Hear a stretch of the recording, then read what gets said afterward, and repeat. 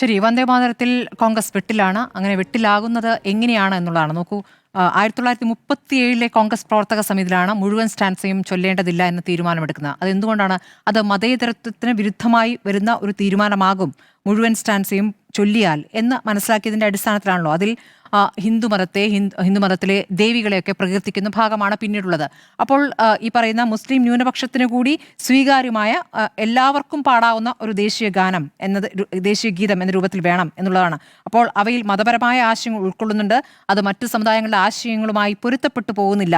മുസ്ലിം സുഹൃത്തുക്കൾ ഗാനത്തിലെ ചില ഭാഗങ്ങളുമായി ബന്ധപ്പെട്ട് ഉയർത്തിയ ആക്ഷേപങ്ങളെ കമ്മിറ്റി അംഗീകരിക്കുന്നു എന്ന വാചകമാണ് അവിടെ പറഞ്ഞത്. ഒരു ചരിത്ര നോവലിന്റെ ഭാഗമായതിനേക്കാൾ പ്രാധാന്യം ആ പാട്ടിന് ദേശീയമായി കൈവന്നിരിക്കുന്നു എന്ന വസ്തുത കമ്മിറ്റി അംഗീകരിക്കുന്നു. ഇതൊക്കെ പരിഗണിച്ച് എപ്പോഴൊക്കെയാണോ വന്ദേമാതരം പാടുന്നത് അപ്പോൾ ആദ്യത്തെ 2 ഖണ്ണികൾ മാത്രം പാടിയാൽ മതി എന്ന് കമ്മിറ്റി തീരുമാനിക്കുകയാണ്. അതിലെ വന്ദേമാതരത്തിന്റെ ദേശീയ പ്രസ്ഥാനത്തിലെ പ്രാധാന്യം പറഞ്ഞുകൊണ്ട് തന്നെ മറ്റ് ദേശഭക്തി ഗാനങ്ങൾ കൂടി പരിശോധിക്കുന്നതിന് അന്ന് മൗലാന അബ്ദുൽ കലാം ആസാദ്, നെഹ്റു, സുഭാഷ് ചന്ദ്രബോസ്, നരേന്ദ്രദേവ് എന്നിവരുൾപ്പെട്ട കമ്മിറ്റിയെ കോൺഗ്രസ് സമ്മേളനം തീരുമാനിക്കുകയായിരുന്നു. അപ്പോൾ അതിലൊരു വ്യക്തതയുണ്ടായിരുന്നു, 2 സ്റ്റാൻസ മതി എന്നുള്ളത്. അത് 1937 ഉണ്ടായിരുന്ന വ്യക്തതയാണ്. ആ വ്യക്തത നീണ്ട 89 വർഷങ്ങൾക്കിപ്പുറവും കോൺഗ്രസ് അണികൾക്കും കോൺഗ്രസിലെ മുഴുവൻ നേതാക്കൾക്കും ബോധ്യമായിട്ടില്ല എന്ന് വേണ്ടി മനസ്സിലാക്കാൻ. അതായത് ഒരു തീരുമാനം പാർട്ടി കൈക്കൊള്ളുന്നു, ആ തീരുമാനത്തിനനുസരിച്ച് ഇത്രയും കാലം പോകുന്നു. ഇവിടെ പാർലമെന്റിൽ മാത്രം പറയാനായി എന്തിനാണ് ഒരു രാഷ്ട്രീയ പാർട്ടിക്ക് നിലപാട്? പാർലമെന്റിൽ മാത്രം സമരം ചെയ്യാനായി ഒരു നിലപാട് എന്താണ്? അപ്പോൾ പുറത്ത് ഞങ്ങൾ അവർക്കൊപ്പം നിൽക്കുന്നു എന്ന സന്ദേശമാണോ കോൺഗ്രസ് നൽകുന്നത്? അപ്പോൾ ഇത് ഇപ്പോൾ നേരത്തെ സുനിൽ പറഞ്ഞതുപോലെ കോൺഗ്രസ് 2 നിലപാടെടുക്കുകയാണെന്ന് ഞാൻ കരുതുന്നില്ല. കോൺഗ്രസിൽ എല്ലാവർക്കും ആ നിലപാടല്ല. കാരണം നമ്മുടെ മുന്നിൽ കോൺഗ്രസിൽ ആദ്യം നെഹ്റുവിനെയാണ് കാണുന്നത്. നെഹ്റുവിനുണ്ടായിരുന്ന വ്യക്തത, ആ വ്യക്തത പകർന്നു കിട്ടിയ നേതാക്കളുമുണ്ട്. നമുക്കിപ്പോൾ അറിയാവുന്നതുപോലെ RSS വിരുദ്ധമായ ശക്തമായ നിലപാടെടുത്തതുകൊണ്ട് ഏറ്റവും അധികം കേസുകൾ നേരിട്ടിട്ടുള്ള ഒരു രാഷ്ട്രീയ നേതാവ് രാഹുൽ ഗാന്ധിയാണ്. നമുക്കറിയാവുന്ന പോലെ രാജ്യത്തിന്റെ വിവിധ ഭാഗങ്ങളിൽ അദ്ദേഹത്തിന് കേസുകളുണ്ട്. സവർക്കറുമായി ബന്ധപ്പെട്ട അദ്ദേഹത്തിന്റെ പരാമർശത്തിൽ കഴിഞ്ഞ ദിവസമാണ് അദ്ദേഹത്തിന് കോടതിയിൽ നിന്ന് വിടുതൽ കിട്ടിയത്. രാഹുൽ ഗാന്ധി അക്കാര്യത്തിൽ ഒരു ശക്തമായ നിലപാടെടുക്കുന്നുണ്ടെന്നുള്ളത് നമ്മുടെ മുന്നിലെ യാഥാർത്ഥ്യമാണ്. അപ്പോൾ അത് RSS വിരുദ്ധ നിലപാട് അദ്ദേഹം പ്രതിഷേധങ്ങളും പ്രതിരോധങ്ങളും നടത്തിയിട്ടുള്ള ഒരു പ്രധാനപ്പെട്ട നേതാവാണ്. പക്ഷേ അത് മറ്റ് നേതാക്കളിലേക്ക് എത്രത്തോളം പകർന്നു കിട്ടുന്നു? പല കാര്യങ്ങളിലും ഇപ്പോൾ കോൺഗ്രസിന് ഒരു വ്യക്തതയില്ലാത്ത നിലപാടുകൾ പല നേതാക്കൾ പല രൂപത്തിൽ അതിനോട് പ്രതികരിക്കുന്നു എന്നുള്ളതാണ്. പവൻ ഖേര എന്താണ് പറഞ്ഞത്? ഇത് കോൺഗ്രസിന്റെ തന്നെ ഗീതമാണ് എന്നാണ് പറഞ്ഞത്. അപ്പോൾ ഇങ്ങനെ പറയാനാണെങ്കിൽ പിന്നെ എന്തിനായിരുന്നു ആ പ്രതിഷേധം, സമരം എന്നുള്ള ചോദ്യം തിരിച്ച് നേതാക്കളിലേക്ക് വരികയാണ്. ഇത് കോൺഗ്രസ് നേതാക്കൾ, നേരത്തെ സുനിൽ പറഞ്ഞതിനോട് എനിക്ക് മറ്റൊരു വിയോജിപ്പുള്ളത്, ഇത് കേസെടുക്കുമെന്ന ഭയത്തിൽ, അങ്ങനെയാണെങ്കിൽ സോണിയാഗാന്ധി സ്റ്റോപ്പ് എന്ന് പറയില്ലല്ലോ. സോണിയാഗാന്ധി സ്റ്റോപ്പ് എന്ന് പറയുന്നത് രാഹുൽ ഗാന്ധി തടയാൻ ശ്രമിക്കുന്നു, ഖാർഗെ തടയാൻ ശ്രമിക്കുന്നു. വന്ദേമാതരം മുഴുവനായി പാടണം എന്ന് ഇപ്പോഴും ഒരു നിയമമില്ല രാജ്യത്ത്. 2026 കേസാണ്. അതെ, തടസ്സപ്പെടുത്തിയ കേസാണെന്ന് ആലോചിക്കാതെയാണ് സോണിയാഗാന്ധി തടസ്സപ്പെടുത്തുന്നത് എന്തുകൊണ്ടാണ്?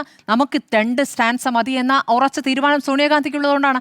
സോണിയാഗാന്ധിക്കും ഖാർഗെയ്ക്കും രാഹുൽ ഗാന്ധിക്കുമുള്ള ഉറച്ച തീരുമാനം എന്തുകൊണ്ടാണ് മറ്റു നേതാക്കളിലേക്ക് എത്താതിരിക്കുന്നത്? അതല്ലെങ്കിൽ കോൺഗ്രസ് നേതൃത്വം എടുക്കുന്ന നിലപാട് അണികളിലേക്കും ഈ പറയുന്ന മറ്റു നേതാക്കളിലേക്കും കൃത്യമായി അവതരിപ്പിക്കാൻ കഴിയുന്നില്ലെങ്കിൽ അത് പ്രധാനപ്പെട്ട വീഴ്ചയല്ലേ? ആ വീഴ്ച സംഭവിച്ചിരിക്കുന്നു. ഇത് നമുക്ക് ഇപ്പോൾ അവിടെ സേവാദളിനെ ഏൽപ്പിച്ചു, സേവാദൾ പുറത്തുനിന്ന് പാട്ടുകാരെ കൊണ്ടുവന്നു, അവർ മുഴുവൻ പാടിയിട്ടേ നിർത്തിയുള്ളൂ എന്ന് പറയുന്ന ഒരു സാങ്കേതികമായ കാരണമാണ്. അത് എത്രത്തോളം നിൽക്കുന്ന വാദമാണ്? ആ വാദം നിൽക്കില്ല. സേവാദളിനെ ഏൽപ്പിച്ചു എന്ന് പറഞ്ഞാൽ സേവാദളിന് അതിൽ ഉത്തരവാദിത്തമുണ്ട്. അങ്ങനെയുള്ളവർക്കെതിരെ നടപടിയെടുക്കേണ്ടി വരും. സോണിയാഗാന്ധി അതിരൂക്ഷമായും രോഷത്തോടു കൂടി തന്നെയാണ് സേവാദളിലെ പ്രവർത്തകരെയും അവിടെ നിന്നും വിമർശിക്കുന്നതും അവരോട് രോഷത്തോട് പ്രതികരിക്കുന്നതും നമ്മൾ കാണുന്നുണ്ട്. പക്ഷേ എന്താണ് നമ്മൾ കാണുന്നത്? കോൺഗ്രസ് ഭരിക്കുന്ന മറ്റു സംസ്ഥാനങ്ങൾ, കേരളം ഒഴികെ മറ്റെല്ലാ സംസ്ഥാനങ്ങളും പൂർണ്ണമായി ആലപിക്കുന്നതാണ് കാണുന്നത്.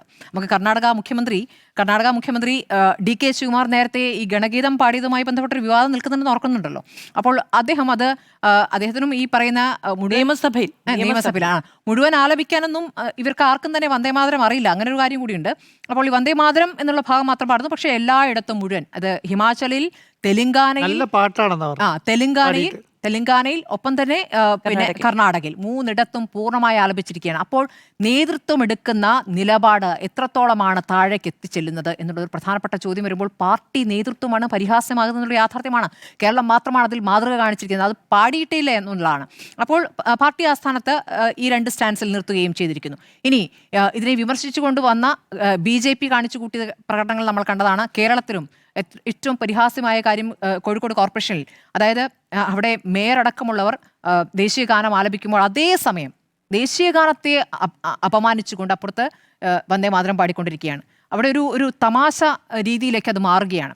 എന്നിട്ട് കാസർഗോഡും ഇതേ കാഴ്ച. കാസർഗോഡ് വന്ദേ മാതരം BJP നേതാക്കൾ പാടുമ്പോൾ അവർക്ക് വരികൾ അറിയില്ല. വരികൾ അറിയാതെ മൊബൈൽ നോക്കി പാടിയിട്ട് പോലും, എല്ലാവർക്കും ഈ വന്ദേ മാതരം മുഴുവൻ അറിയുകയൊന്നുമില്ല, അത് വരികൾ നോക്കി പാടിയിട്ട് പോലും വന്ദേ ഭാരതം എന്ന് പാടുന്നതൊക്കെ ഉള്ള കാഴ്ചകളാണ് കാണുന്നത്. അപ്പോൾ ഏറ്റവും പരിഹാസ്യമായ ഒരു കാര്യം അവിടെ നടക്കുന്നു. നമുക്ക് കോൺഗ്രസിനെ സംബന്ധിച്ച് ഇപ്പോൾ ഈ വന്ദേ മാതരത്തിൻ്റെ കാര്യത്തിൽ മാത്രമല്ല പല കാര്യങ്ങളും ഇത്തരത്തിൽ കൺഫ്യൂഷൻ നമ്മൾ കാണുന്നത്. ഈ നെഹ്റുവിന് ഇപ്പോൾ ബാബറി മസ്ജിദുമായി ബന്ധപ്പെട്ടുണ്ടായിരുന്ന ക്ലാരിറ്റി, ആ ക്ലാരിറ്റിയാണോ പിന്നീടുണ്ടായിരുന്ന കോൺഗ്രസ് നേതാക്കൾക്ക് ഉണ്ടായിരുന്നത്, അല്ലേ? അവിടെ ഒരു രാംലല്ല അവിടെ കൊണ്ടുവയ്ക്കാൻ ശ്രമിച്ചപ്പോൾ അത് അവിടെ നിന്ന് എടുത്തു മാറ്റണമെന്ന് അന്ന് നെഹ്റു പറഞ്ഞിരുന്നതാണ്. അന്നത്തെ എന്താണ് UP മുഖ്യമന്ത്രിയോടാണ് കാര്യം പറഞ്ഞത്. രാമവിഗ്രഹം പള്ളിയിലേക്ക് ഒളിച്ചു കടത്തിയത് എടുത്തു മാറ്റണമെന്ന് പറഞ്ഞത്. അന്ന് പക്ഷേ അവിടുത്തെ മുഖ്യമന്ത്രി ഗോവിന്ദ് വല്ലഭ് പന്ത്, അല്ലേ, അദ്ദേഹം ആ വിഗ്രഹം അവിടെ നിന്ന് എടുത്തു മാറ്റാതിരുന്നത് അടുത്ത തെരഞ്ഞെടുപ്പിൽ ഹിന്ദു വികാരം വ്രണപ്പെടുമെന്ന് വിചാരിച്ച് അത് അവിടെ നിന്ന് എടുത്തു മാറ്റിയില്ല. പിന്നീട് കാലങ്ങൾക്ക് ശേഷം അതെങ്ങനെയാണ് വികസിച്ച് വേറെ രൂപത്തിലെത്തിയെന്ന് നമുക്കറിയാം. രാജീവ് ഗാന്ധിയുടെ കാലത്താണ് അവിടെ വാതിൽ തുറന്നു കൊടുക്കുന്നത്, അത് പള്ളിയുടെ വാതിൽ തുറന്നു കൊടുക്കുന്നത്. നരസിംഹറാവുവിൻ്റെ കാലത്താണ് പള്ളി പൊളിക്കുന്നത്. ആ ഒരു സംഭവത്തിന് ശേഷം ഇതൊക്കെ കഴിഞ്ഞ് രാമക്ഷേത്രം വരുമ്പോഴേക്കും നമ്മൾ കാണുന്നത് എന്താണ്? രാമക്ഷേത്രത്തിന് വേണ്ടി ഇഷ്ടികൾ നൽകാൻ തയ്യാറാവുന്ന കമൽനാഥിനെയാണ് കാണുന്നത്. രാമക്ഷേത്രത്തിന് ഉദ്ഘാടന സമയത്ത് തന്നെ വിളിച്ചില്ല എന്ന് പറയുന്ന കോൺഗ്രസ് നേതാക്കളെയാണ് കാണുന്നത്. അപ്പോൾ ഇതിൽ അവർക്ക് ഈ പറഞ്ഞ അതാണ് ഈ മൃദു ഹിന്ദുത്വ സമീപനം എന്നൊക്കെ പല നേതാക്കളെ പറ്റി വിമർശിക്കുന്നത്. ഇതിലൊരു ഒരു ക്ലാരിറ്റി കുറവ്. എവിടെ ഏത് രൂപത്തിൽ പ്രതികരിക്കണം, അഥവാ അത് വോട്ട് നഷ്ടമാകുകയാണോ, നിലപാട് ക്ലാരിറ്റിയോടുകൂടി എല്ലാവരിലേക്കും എത്തിക്കുകയാണോ പ്രധാനമെന്നുള്ള ചോദ്യം. അപ്പോൾ ഇന്നിപ്പോൾ ഈ മുഴുവൻ ആലപിച്ചിരിക്കുന്നത് BJPയുടെ തന്ത്രത്തിന് തടയിടാനാണെന്ന് കരുതുന്നില്ല. ഇതിൽ വ്യക്തതയില്ലാത്തത് കൊണ്ടാണെന്നാണ് ഞാൻ മനസ്സിലാക്കുന്നത്. മുഴുവൻ ആലപിച്ചില്ലെങ്കിൽ പ്രശ്നമാകുമല്ലോ എന്ന രൂപത്തിൽ, അല്ലെങ്കിൽ കേന്ദ്ര നേതൃത്വം ദേശീയ നേതൃത്വം എടുത്ത നിലപാട് താഴേക്ക് എത്തിയിട്ടില്ല എന്നുള്ളതാണ്. അതാണ് യഥാർത്ഥത്തിൽ സംഭവിച്ചിരിക്കുന്നത്. കേരളത്തിൽ കൃത്യമായൊരു നിലപാടെടുത്തിരിക്കുന്നു എന്നുള്ളതാണ്. എവിടെയും അത് പാടിയിട്ടില്ല ഔദ്യോഗിക പരിപാടികൾ എന്നുള്ളതാണ് ഇവിടെ എടുത്തിരിക്കുന്ന നിലപാട്. അത് ഏക ആശ്വാസം, അല്ലെങ്കിൽ കോൺഗ്രസ് നേതൃത്വത്തിന് ആകെ ആശ്വാസമായിരിക്കുന്നത് കേരളം മാത്രമാണ് എന്നുള്ളതാണ് ഇക്കാര്യത്തിൽ പറയാനുള്ളത്. യഥാർത്ഥത്തിൽ രാഹുൽ ഗാന്ധിയുടെയും സോണിയാഗാന്ധിയുടെയും പ്രതികരണത്തിൽ ലഭ്യമാകേണ്ടതുണ്ട്. ഈ പറയുന്ന ജയറാം രമേശിന്റെ പ്രതികരണമായിരിക്കില്ല അവർക്ക് രണ്ടുപേർക്കും ഉണ്ടാവുക എന്നാണ് ഞാൻ കരുതുന്നത്. അവർ ആ നിലപാട് പരസ്യമായി തന്നെ പറയേണ്ടതുണ്ട്. ഇതുവരെ എടുത്ത സമരം, പ്രതിഷേധം, അത് ആ നിലപാടുമായി മുന്നോട്ട് പോകേണ്ടതുണ്ട്. ഈ തരത്തിൽ വീഴ്ച പറ്റിയവർക്കെതിരെ ശക്തമായ നടപടിയെടുക്കേണ്ടതുമാണ്.